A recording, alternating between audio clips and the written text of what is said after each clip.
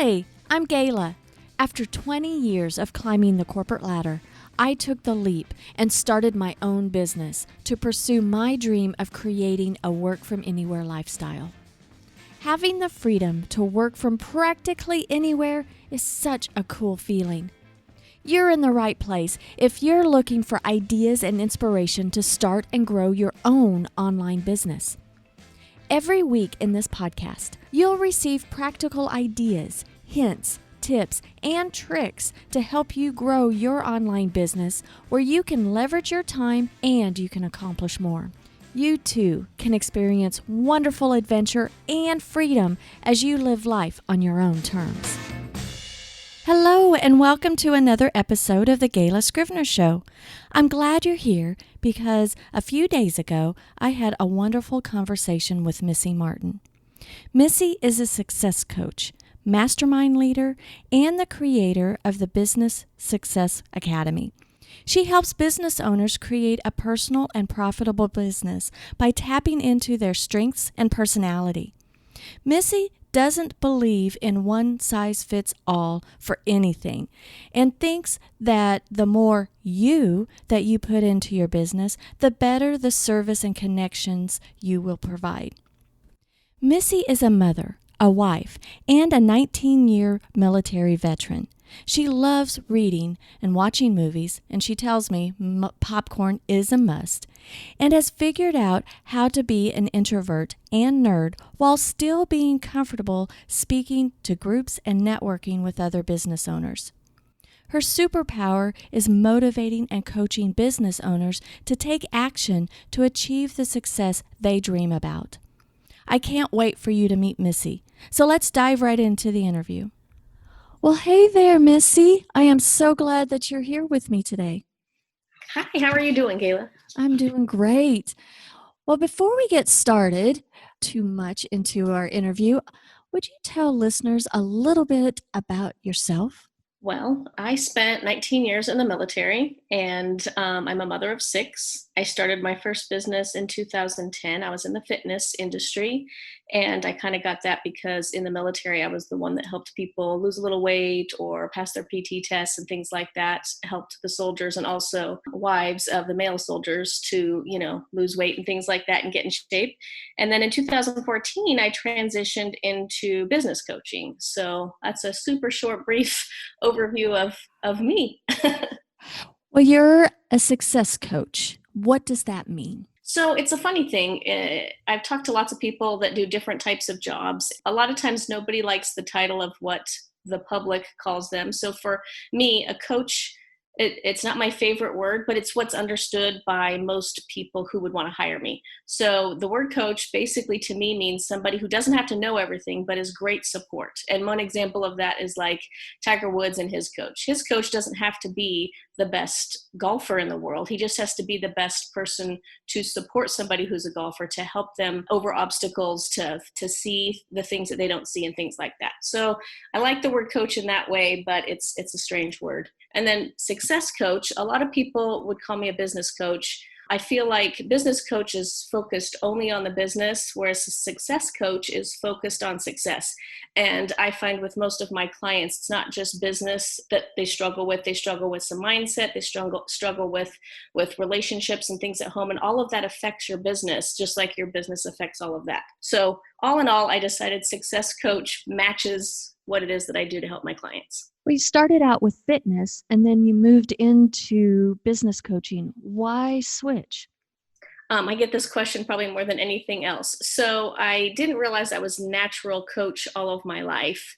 I'm the oldest of 4 kids, so I kind of mentored, taught, coached, helped my siblings. And then I joined the military, and I was kind of, even though I was just the same age as everybody else for the most part, I kind of became the mom figure. As I said, I have 6 kids, so I've always kind of mentored and taught. So I didn't realize that I was always a coach.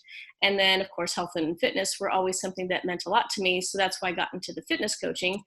But the first few years in my fitness coaching business, I really excelled fast on the business part. And so I had people coming to me constantly saying, hey, can you tell me how you did this or how you did that when it comes to business? And I talked to my own business coach and I said, I am not closing as many fitness contracts as I used to. I don't know what's going on. People will meet with me and they want to know how I'm running my business, not how to get in shape.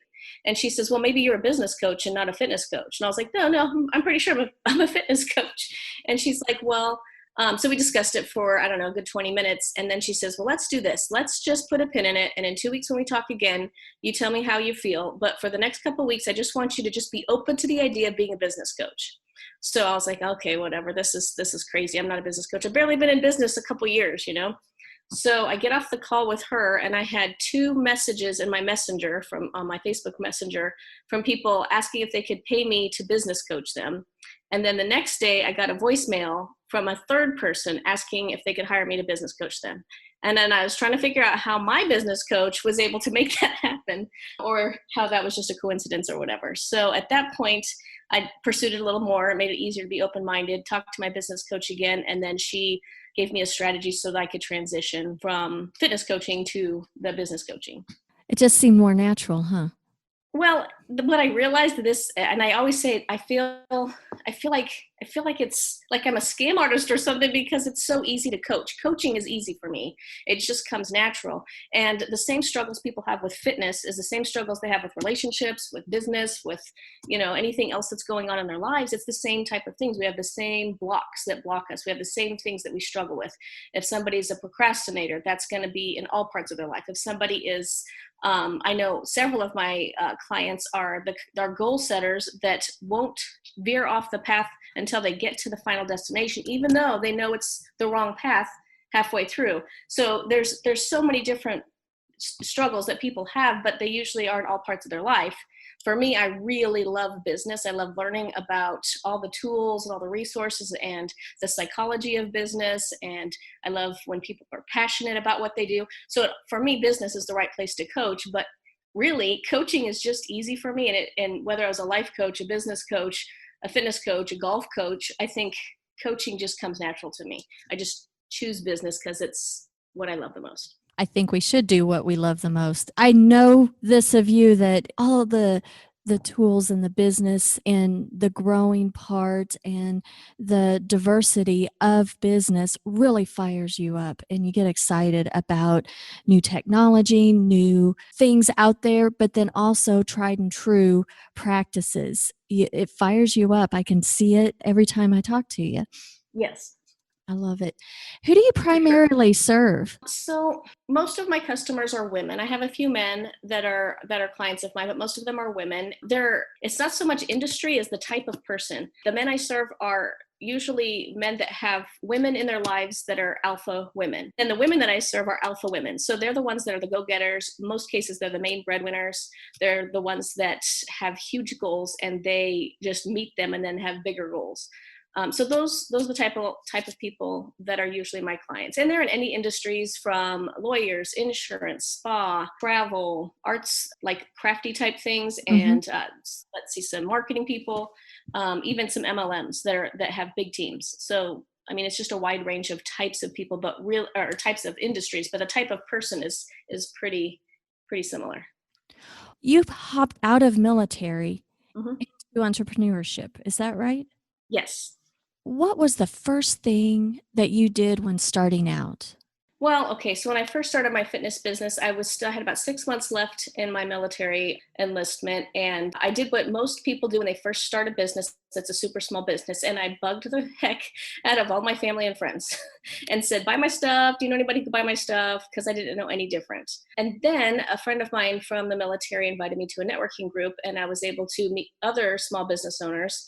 And I was like, wow, I was just amazed that they were all successful and that there were so many people who own their own businesses and they were like me, or they were, no smarter or more educated or more well off than me. They were just regular people like me. And so I got to know them really, really well. And that's when things started to make sense to me and things started to take off. What do you know now in your experience that you wish you knew then? Would you have done anything different when you first started out? So when I first started, I looked at people that I hoped would someday be my competitors. They were like bigger than me. Like, so I was in the fitness business, and they were like big gyms or personal trainers that had a whole team of trainers that worked with them. And I tried to be like them because I saw that they were successful. And so I thought if I did what they did, I would be successful. And it took me a while to realize that I didn't enjoy the same things that they enjoyed. And you really have to figure out what fits best with you and make up your own vision of what success is. And it took me a while. And it's very similar to what your brand is. I think your brand and your vision of success are kind of go hand in hand. So that's probably what I wish I would have. I don't know if you can. I say I wish I could go back and know that, but I think you almost have to go through the ugly process of trying to be like other people to realize who you are. So I don't know if that was the best answer. No, I think that is so true because we don't know, at least I didn't, who we were at first. And we have to explore and we have to try things and we have to see how it's done. Are growing an online business and you do have face-to-face clients, but overall you're creating this a lifestyle and a business how you want to be.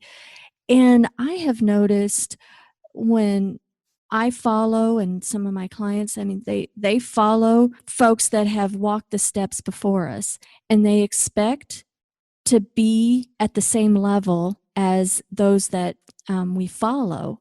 We forget that they've had so many years to get to where they are, and they're different individuals. And so when we are growing our personal brand, we can't be like somebody else because personal branding is so personal. It's us. I think we do have to explore because we don't have an idea of how it's done.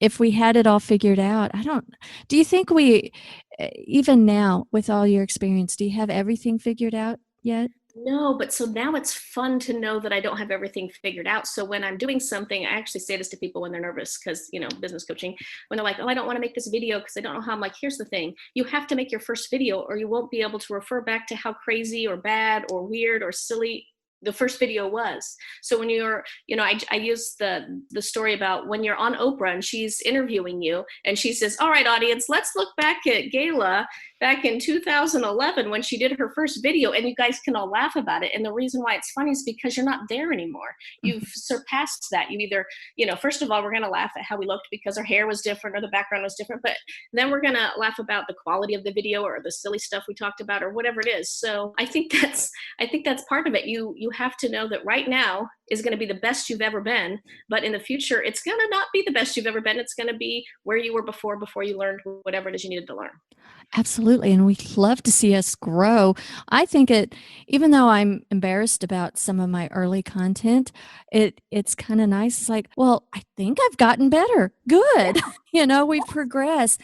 And I know for me, it's inspiring for me to go back to some of the folks that I follow, to some of their ancient content. And it's like, you know what? They're just like me. I'm just at a different stage in my development. Exactly. Yes, I've done that before. I've created videos for some content. I've been creating videos for 7 or 8 years now.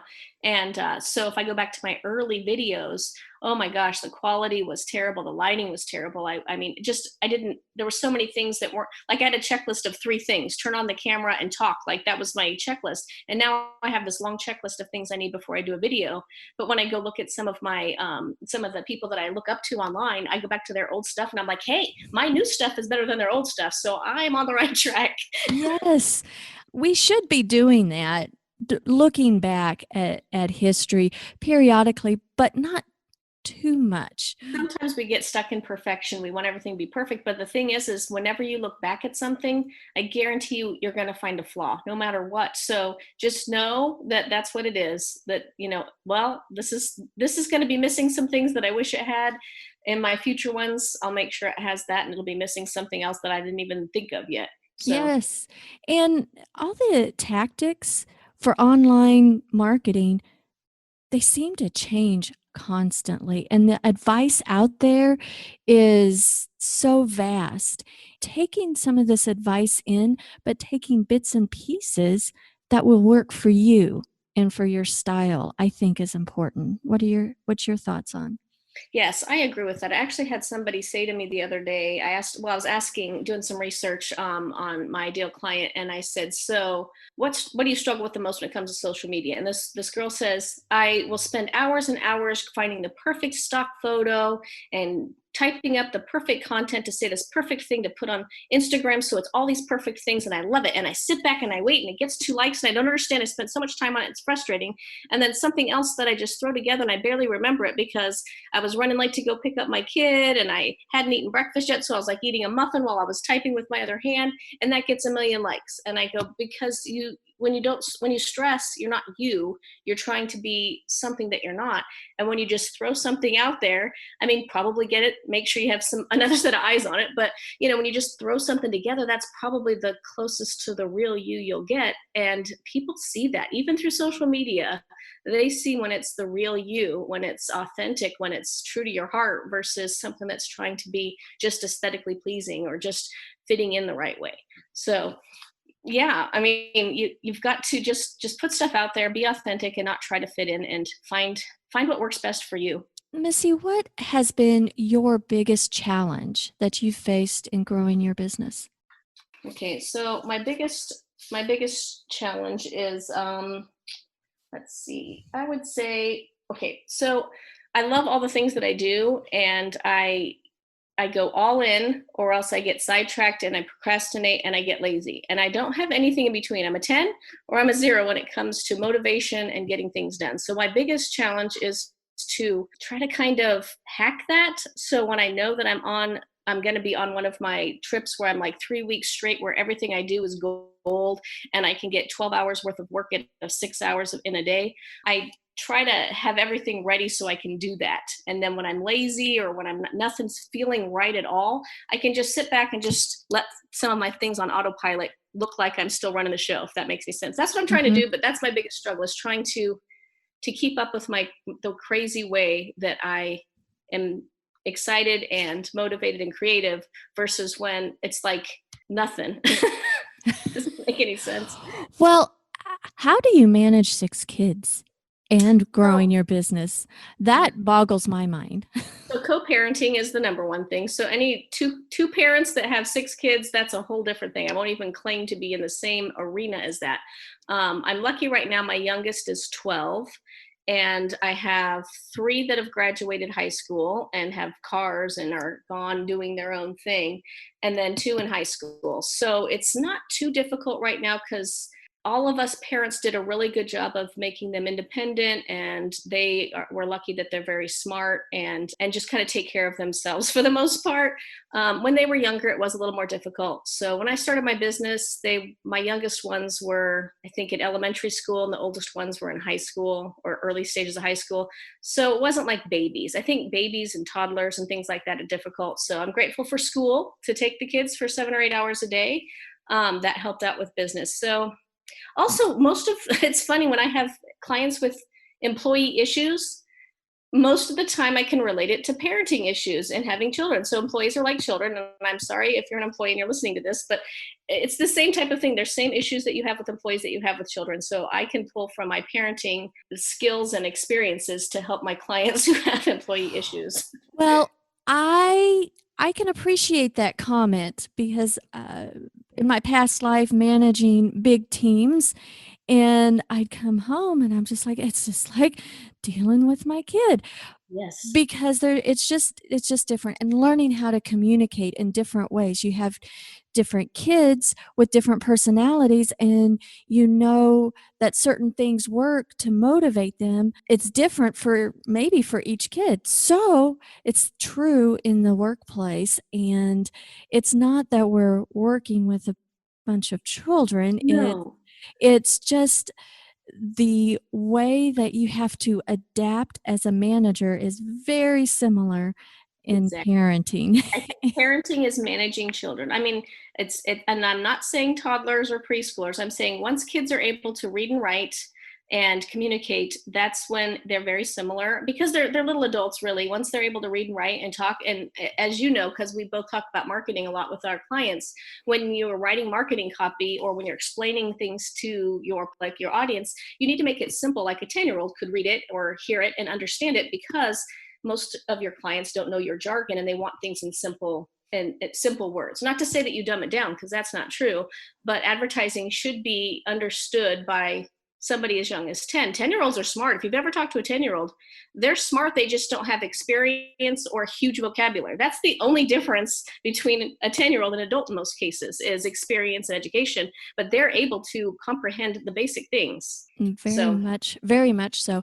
And I believe in the word, instead of managing, we need to motivate our employees, our team, and our children. Motivation to basically, I don't know about you, but I had a terrible time and I had a lot of learning experiences motivating my daughter when she was small just to read. And it was like pulling teeth. And now she's a teacher, for crying out loud, and she reads all the time. It's like, it's just, it never, so like you said, motivation is, you have to know how people work, what motivates them to work, what's their key characteristics that get them to do the things the easiest way. And so a lot of times when you have employees, you have to rearrange and manage who does what. Like you take some tasks off one person's list to put them on a different person's list because they're just better at it and it makes more sense for everybody. And you can do the same things with your children, so it's very similar. It's all about, I like managing and motivating being similar, but I don't think of managing as a negative term as much as organizing the tasks and the people in a way that makes sense. I think that's, I don't know. I think motivation is the right way, but also how they work and how they speak and how they communicate and how they understand things. A lot of people, some of my kids are linear thinkers and some of them think in a whole different way. And you just have to speak to them differently. You have to ask them to do tasks differently and expect different results. But as long as you get the end result, the final result that you want, it doesn't matter as long as you can understand that. With coaching, whether it's in fitness or business or anything like that, what has been your biggest reward? So I get a lot of joy and a lot of pride when people are passionate about something, when they like tell me like it's this magical dream, like it's this fairy tale. And then I say a few things or I ask a few questions and then they get this look on their face that, holy moly, I can do that. Like that could be a reality. That's probably my biggest reward, is when I see that they see this can be real. Because I think when my clients tell me their dreams and their goals, it's like a secret. It's like, this has been in my head and I'm afraid to say it out loud because people will think I'm crazy or it's too big or it's unbelievable or something like that. And I say, of course it's possible. Let's find a way to do it.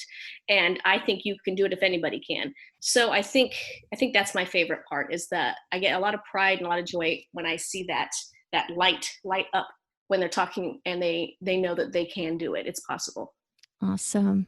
Do you see a pattern of a big struggle with your clients, like one of their biggest struggles? Do you see a pattern? I can say it in one word, and that's expectations. My clients, and this goes for all things, but clients in fitness or business coaching, the expectations they have of themselves, the expectations they think their industry has, their clients have, their family have, all these expectations are like heavy weights on their shoulders, and they're trying to meet all of them. And I think that's their biggest struggle, is just trying to meet all the expectations instead of trying to figure out which ones they should try to meet and which ones they should maybe be a little more lenient on, because there's no way they can meet all the expectations of all of the people, the industry, all the different things out there. They can't. It's not possible. Do they have a skewed view of what the expectations should be?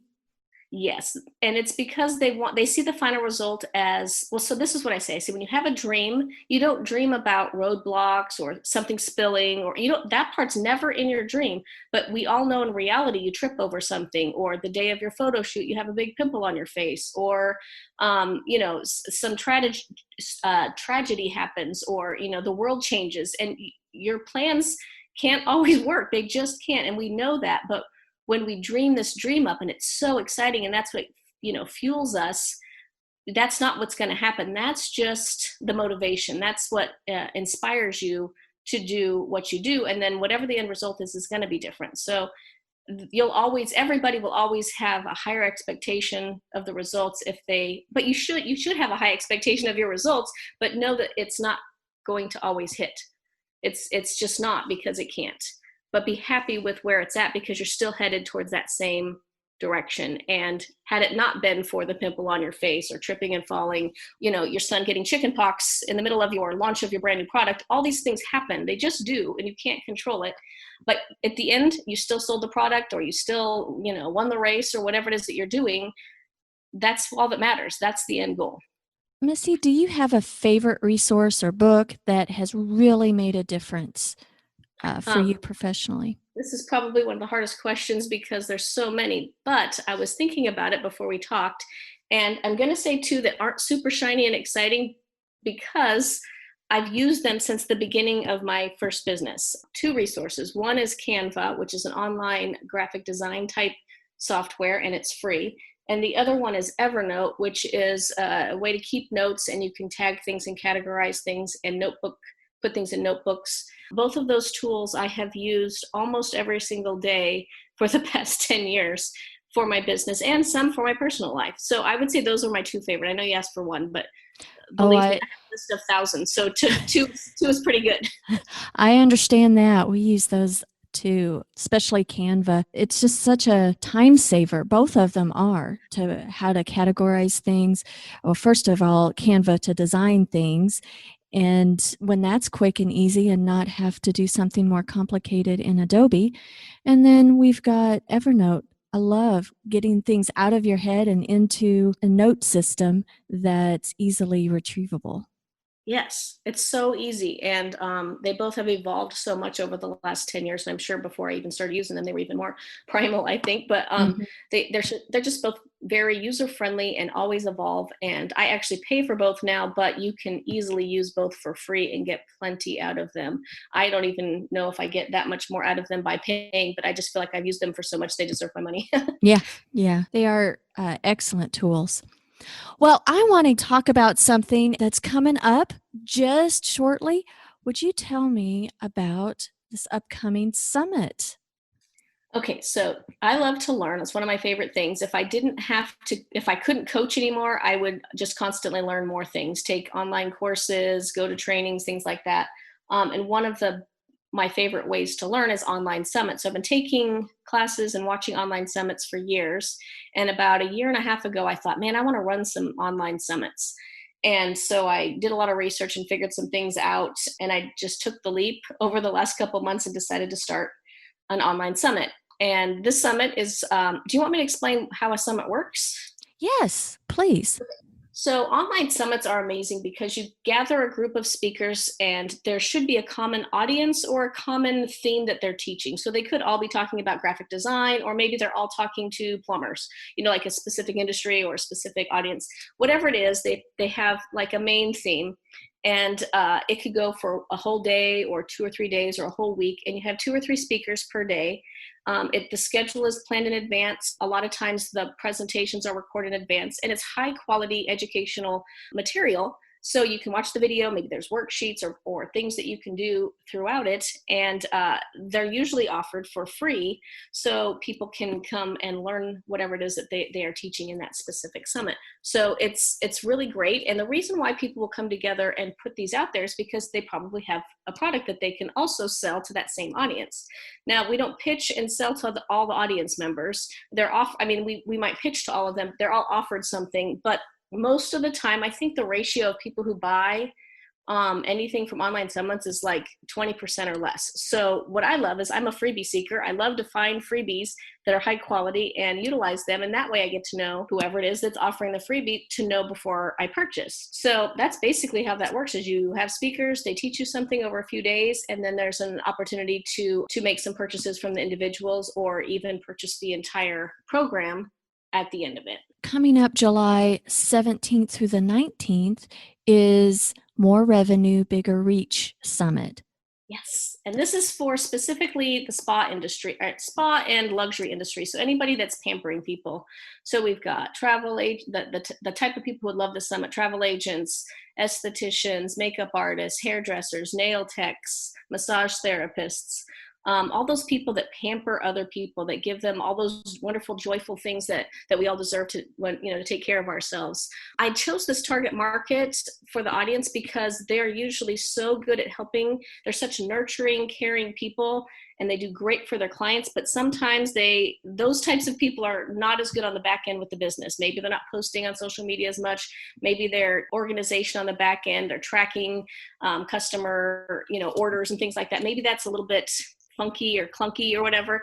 That's usually where they need help in their business. In my experience working with different types of businesses, the people who care the most for their clients, that actually do, everybody cares about their clients, but like takes care of, just does the pampering and things like that, they're usually not as likely to do as much on the back end. It's a struggle for them, if that makes any sense. I can see that because I've known many service providers, massage therapists, chiropractors, and they're worried that they can't get more clients in the door, but struggle with how to do that. Yes. And the struggle is like, how much should I invest? And this summit is all about standing out in your industry without breaking the bank. Yes. And here's the thing that I worry about with my clients is they'll say, hey, this marketing agency or this software company or whatever, they want to sell me this thing for thousands of dollars and it's supposed to change everything. And I say, okay, so before you jump into that, were you even looking for that solution at the time? Because a lot of times they weren't, because these other people, they have a business to sell. And if their business is a certain software or some marketing, I'm not downing that their business isn't necessary, this, marketing and software and stuff, but is it a right fit for the customer? And a lot of times they struggle with that. And it's good to have a business coach or a mentor or somebody that you can run those ideas off of, because most of the time in the beginning you want to do things cheap or free. Maybe do your own scheduling with a free scheduler instead of a very robust one. Those robust ones, the robust software are great. You get what you pay for, but do you need all the bells and whistles right off the bat? So that's what I really want to make sure that we focus on with this summit is don't get caught up in thinking you have to have something that costs thousands of dollars a month when you could get by with and do very well with something that's $20 a month or free or $100 a month, much, much less expensive, and then put your money somewhere different that will actually help you grow your revenue. I like you saying that because in the beginning or when we're bootstrapping, most entrepreneurs bootstrap and try to make it, and investing thousands of dollars into a tool or whatever that may be, it's not necessarily the tool that is the solution. Right. It's the system and the plan behind that tool and making the investment on of the time necessary and the follow through. And the best tools out there are the ones that you actually use. Exactly. So and there's so many wonderful tools that you can get started with and may carry you through for many, many, many years before you want to upgrade to have a more all-in-one type system, or you may never want to upgrade. Who Exactly. knows? I got an email from a nationwide company, really big company, and at the bottom it had the logo MailChimp, and I was like, this company has to have hundreds of thousands of email subscribers, and MailChimp is one of the lowest priced email providers that I know of. And I thought, it works. I got the email. I got the coupon code. I read about their next upcoming product. It did all the things it needed to do. So I think in the beginning, and it doesn't have to stay just the beginning. It could be the first year of your business, could be the first 10 years of your business. Most business owners they have more time than they have money. And so if you have more time than money, then you can spend a little more time doing some of the things that these big systems automate. Once you run out of time, but you're making more money, now's the time to spend a couple $100s a month on something that you were spending $20 a month and 2 or 3 times more time of your own personal time, or you were paying somebody for their time.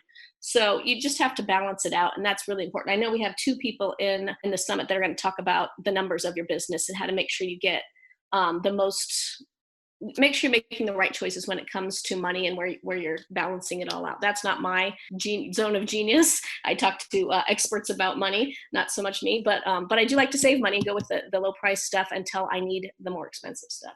So. Well, I'm super excited to be participating in the summit, and I will happen to be talking about emails, MailChimp, repurposing content. Do you have anything else that you want to talk about with the summit? How can people reach you? So right now there's just a wait list you can get on, and it's at missymartinpresents.com. So it's just a little landing page that just says get on the wait list, and the next summit is in July. And sometime early July, I will start opening it up to people to start to register and see what's going on with all of that. So for right now, they can get on the waiting list, and they can if they get on the waiting list right now, they'll probably get a few sneak peeks and maybe some special offers from some of my speakers coming up. So that's about it for right now, but definitely keep a lookout over the next few weeks for promotions in your email inbox, in your social media pages. Hopefully you see the More Revenue, Bigger Reach Summit advertisements, and you click on it and get something for free. And hopefully you learn something from some of the most amazing speakers. I'm so excited about my speakers. They've got so much great content that they're putting out. Hey, is this a free summit? It's 100% free. You can see all of it, and the presentations are available for 24 hours. So if, like, let's say at 9 o'clock on Saturday, or I think the first one's at 10 o'clock. At 10 o'clock on Saturday, you can't make it because you have soccer with your kids. It's recorded. You can watch it for 24 hours. So just make sure you make time within the next 24 hours after it plays to watch it for free.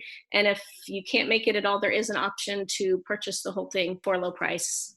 Awesome. Once that comes up. So, but yeah, if you have the time for that weekend, just watch them all for free. And there's a Facebook group, which is a great community. The speakers will be in the group answering questions, getting to know everybody. It's a great place to network and exchange ideas and thoughts about some of the presentations and things like that. That part will be a lot of fun. I kind of want that to be more like an online party. So that part's exciting. That is exciting. And there's some juicy bonuses for the VIP access, huh? Exactly. So I like to have lots of surprises. I don't like to give everything away at the beginning, but definitely go check it out. It's for nothing else. It's free. You'll probably learn something, or at least see me or Gayla on there speaking about what we speak about. So exactly. And say the link again, MissyMartinPresents.com. MissyMartinPresents.com. Excellent. And I will have links in the show notes, and I will certainly be emailing my audience to make sure that everybody knows about it. Good. Well, thanks, Missy, for joining me. And I'm super excited about the summit. Can't wait for it. Thank you so much for your time, Gayla. It was nice talking to you. Thanks for joining me today. Be sure to go to GaylaScrivener.com/summit.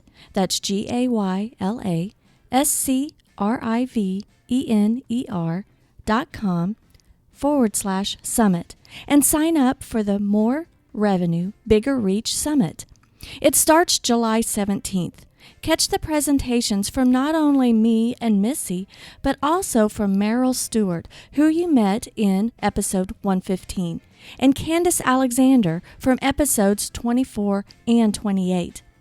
You'll find all of Missy's contact links and other resource links in the show notes. Hope to see you soon. Until next time, have a fantastic week.